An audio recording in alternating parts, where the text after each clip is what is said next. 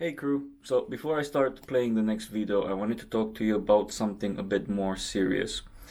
As you probably know, I run a Discord channel, a Discord community, where we organize races every single week. So every single Saturday we go on a track and just have fun, race each other, and have a bit of banter over a audio channel. And as part of these events, I've always had every single weekend a couple of racers, a couple of community members that have been there every single race, and not just on track, but also off track on Discord, being helpful, sharing tips, chatting with the rest of the community and such. And one of those members is Ed. The reason why I'm making this quick video is because Ed's wife is in treatment for cancer, and currently Ed and his family are struggling a bit to pay for the medication. The medications for cancer are extremely expensive, and especially in Canada, which I have acquaintances and people that I work with that live in Canada, and I know how expensive the whole medical stuff is there. So wanted to make this quick video. I know I'm not sure if this is going to count or if it helps in any way, but Ed started a GoFundMe campaign for his wife to try to raise money for the medication. So I just wanted to share this with the community. If you can reshare with on your social medias the campaign, the link to the campaign is in the description down. If you can share or donate, I would prefer if you share. I know that there are quite a few people that watch these videos, so if you can share the campaign with your community, with your followers or connections on social media, that will greatly help, and hopefully we can get Ed a bit less stressed about paying for those medications and get his wife the treatment that she needs. So yeah, sorry for the very serious message. We'll go back to the original video.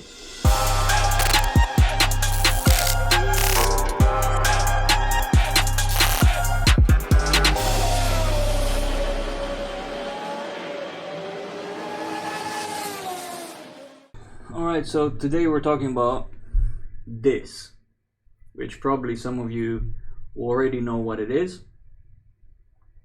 This is a lap timer slash delta display slash speedometer slash whatever you want it to be.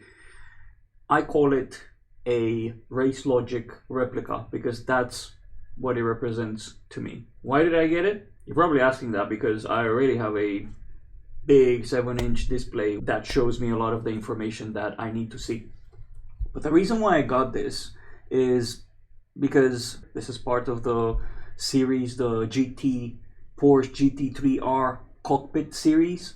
So you probably already know that I'm building a replica of that race car interior, and the more I can bring out into real life from that car, the better for me. And I had my eyes on a Racelogic Replica for quite a bit of time, and for good reasons. They are in most of the GT3 cars, especially the Porsche ones. I don't think I've seen one Porsche car in the GT3 championship not having this on the dashboard position somewhere. So that's mainly the main purpose why I got this. Yeah, of course, the information that's going to display is going to be useful. I'm probably going to wind up looking at this a lot more than on the dash when it comes to delta or lap time or anything like that.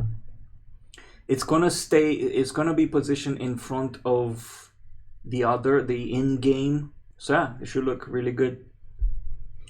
Now, you might wonder, why did you not just get the Racelogic, the original one? Well, Boosted Media has the original one, and he made a video about it at one point. But the original one is stupid expensive. I think I found it here in UK to close to 1,000 pounds, which is outrageous to me, to be honest. But the reason why they're so expensive, the original ones, is because they're made for the track. So you can plug this into your car while you're racing, while you're on track, and it will display the information that you want to see. But of course, they also can be used for sim racing, so they're versatile like that, to put it out. But I didn't really want to pay that much money. I'm not as rich, to be honest. So at the end of the day, it's a display with a couple of buttons which shows you your lap times and your deltas. How hard can this be to build? Yeah, and actually, I've seen a trend. These are getting more and more popular, and you get more and more people building them. So there are a few projects out there, and I'll put a link to the one that this is inspired from. This is a Nextion screen inside, and it was made by the French Simracer, the same guy that made the wheel that I've talked to in the previous episode. And I went to him and say, hey, you know, I'm looking for a Racelogic Replica. Is that something that you can do? So he took on the project. He was very fast, very efficient in building this. He's done a few iterations, prototypes, inspired also from the project, that YouTube project, with the files, the profiles for the Nextion on SimHub, because that's how you get attached, how you attach it through SimHub through a Nextion profile. And he built me one, and he built a production one for me. And I think he's going to start listing this on his website as well. In terms of the pricing, not 100% sure, to be honest. I think this is going to be, I think he's planning to do both a build it yourself kit, similar like the wheels, as well as already built one. It's probably going to be somewhere around 100 euros or so. I don't know. He doesn't have yet the prices, but I'll put a link to his website. He should list it on his website soon if he hasn't already, and you can check out the details there. I've asked him to send it to me. The way it comes, so it has two attachments. So it has a bottom and a bottom and a back attachments, and this is a 1 by 4 inch input. So basically, this mounts to any camera screw type, right? So it's 1 over 4, 1/4 inch input. I don't know what the actual name of this is. Yeah, so he didn't have these in stock, and I've kind of forced him to send it to me. So he sent, because I said I'm gonna buy those, so I bought these inputs here. And I said, I'm going to stick them together. And me not being the solder guy and such, I've done this one in the back, it's a decent job. You basically need to melt that into it. But the bottom one, I've kind of tiny screwed it up and touched the plastic with the hot rod. Yeah, that was just, it was just a bit of a mistake that I've done there. But the product that you would get will come with these attached, so you don't have to worry about it. I just wanted it to receive it way early. He didn't have in stock these. He was waiting for them, these inputs, so I decided to get it as is. The build quality in general is really good, really solid. It feels like a solid piece of kit. The plastic is quite polished as well. And I think what he's planning to do with the production ones, he's going to have this front plate with carbon black plate here, which should look really nice. He asked me actually if I want that. It looks really slick, but I wanted to stay true to the original Racelogic one, so I asked him to keep the blue plastic one. Speaking of the original one, I'm not sure if this is the same size as the original one, and actually let's measure it. So the length is 5 inches, or centimeters, that would be 13 centimeters.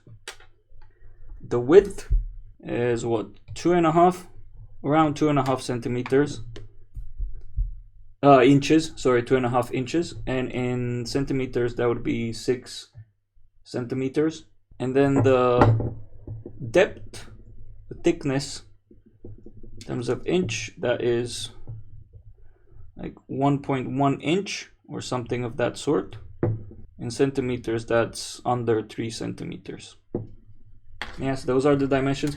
I'm not sure if it's the same as the original Racelogic one. The original Racelogic one looks maybe a bit thinner and longer. This looks fatter, but I mean, I don't mind. It's very, very close to the original one. The Racelogic one also has 3 buttons here. This has 2.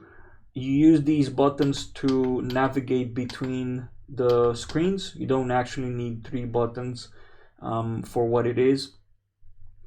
Also, the buttons are a bit different. The inputs are a bit different on the original one. But again, it's close. It's close. It's not 100% the original one in terms of how it looks, but it's very darn close. So you can definitely fool people with being the original if they don't know much about it.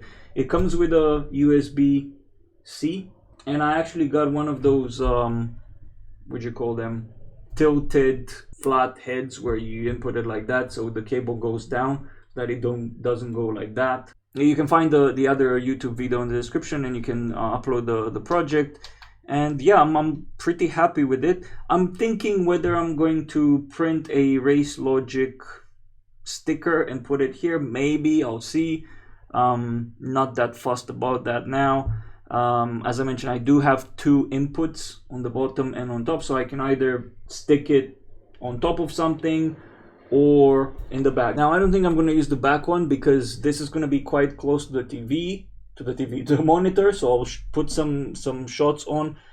So I'm going to use the bottom one. So what I've got was I got a gooseneck type of stand with the same bolt that is needed for this, and the gooseneck bends, so I can basically hook it up, and it has like a clamp thing on the other side. I can hook it up anywhere on my rig and just bend it into position so that it sits right in front of the car one, so that I see this instead of the car one. I don't see 2 Racelogic screens or anything like that.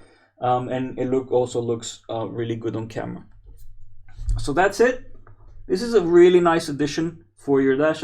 I'm seeing more and more people add this.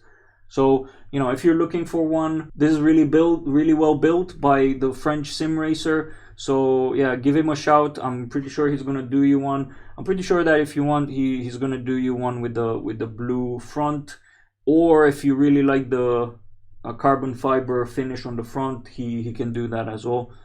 And yeah, just another addition to creating this awesome Porsche cockpit.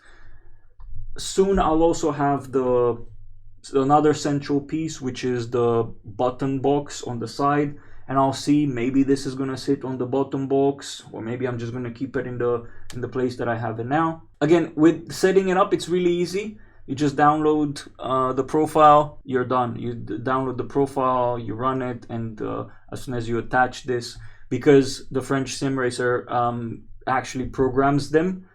If you buy the whole built one, he programs them and sends you the program one. So then you only need to upload the profile in SimHub from that tutorial project, and you're done. It works. You don't have any issues with it. Really good product quality, and super happy with it. So you'll see it in a lot of my videos in the future. Have a great day, and I'll see you in the next video.